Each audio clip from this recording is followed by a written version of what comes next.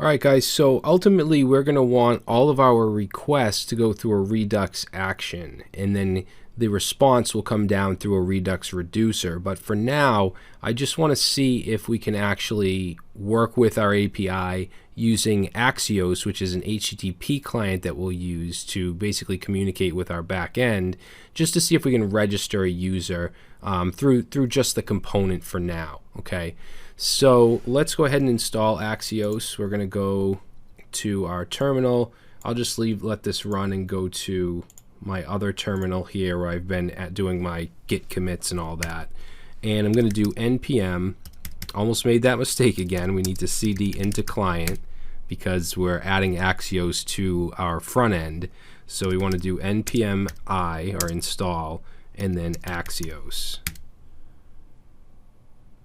Now you could use the fetch API if you wanted to, but there's some things that I want to do with Axios that aren't available with fetch, and we'll talk about that later. Plus it's a little easier, it's a little less code. Now we're going to go back. I'm just going to go back to my other terminal now that we have Axios installed, and we're going to go to our register.js component, and let's import Axios.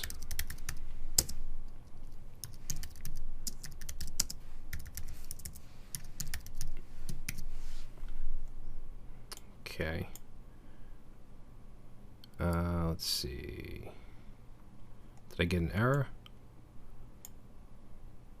Axios. Okay, so it's just defined but not used. That's fine. All right, so we brought in Axios. Now we're going to make our request in the onSubmit, okay? Because we submit the form, we're creating a user here. Now instead of just console logging it, let's say Axios dot post. Now remember back to our routes. We have a route, an endpoint, where if we make a post request to, which is API/users/register, it'll register a user. Okay, now it's going to have to take some data, obviously. So as a second parameter, I'm going to pass in our new user. All right, now this is going to give us a promise, so we want to do a .then, and it'll give us a result, and then I'm going to console.log that result. Actually, I'm going to, we'll console.log res.data. That'll give us the actual data. Because remember, when we register a user, I believe it gives us that user back, and we can check that real quick if we go to our routes in our backend and users, and let's look at where is it? Whoops, this should actually be post. Yeah, so it's going to go through the validation. Let's see, so find one. And once it saves, if everything checks out, it's going to save and it's going to respond with the user. Okay, if something goes wrong and there's an error, it's going to respond with the error. So let's go back to our component, and if we get an error, we want to be able to catch it. So we'll go like that, and we'll say console.log error. And that should do it. Notice we don't have to do HTTP localhost 5000 because remember we put that proxy value in our package.json.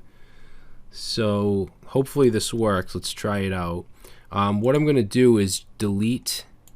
I'm going to go to my mlab account, and I basically want to just start fresh. So I'm going to delete what we have.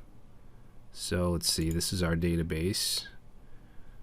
And I'm going to delete everything here, all these collections. So users, profiles, posts. All right, so we have nothing in our database. Now let's go back to our register form, and let's reiterate what is supposed to happen here. So when we hit our API endpoint, which is users right here, post user register, or API users register, it's going to check for errors.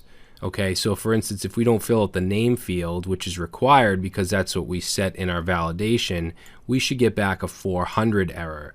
And then ultimately it should actually send back those errors. If an email already exists, we should get sent a 400 error. If we go down here, if the password, let's see, where are we? If this fails, we should get an error. So let's go ahead and try to submit the form and have it give us an error. So let's just submit it as is with nothing. And look at that, we're getting a 400 error. Okay, so we set that up. And if we look in our network tab here and we look at that request, we can actually see the response, which is those errors. Now, if we want to console log those errors instead of seeing this right here, then we can just say, let's go back to our register form. Instead of logging just ERR, we want .response.data. That'll give us the actual object that we're sending back. So let's try that. Probably should have did that in the first place. But let's submit, and there we go. So we have an object of errors. If I put in a name here and submit, you can see that now that name error is no longer in that errors object.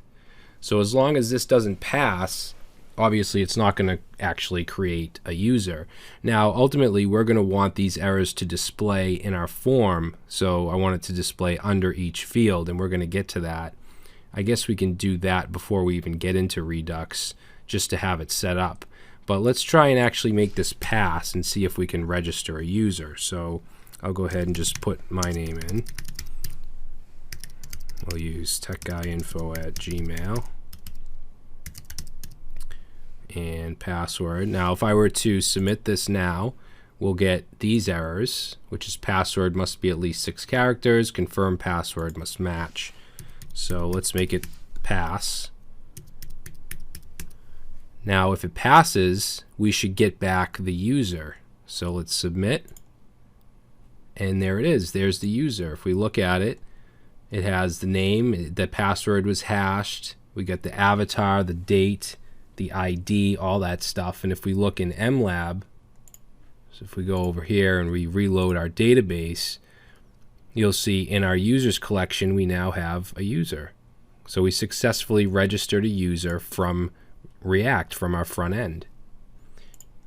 Now in the next video, what I want to do is I want to take those errors. If we try to submit and we get some errors, we want them to be displayed in here. Okay, so we're going to have to fill our state.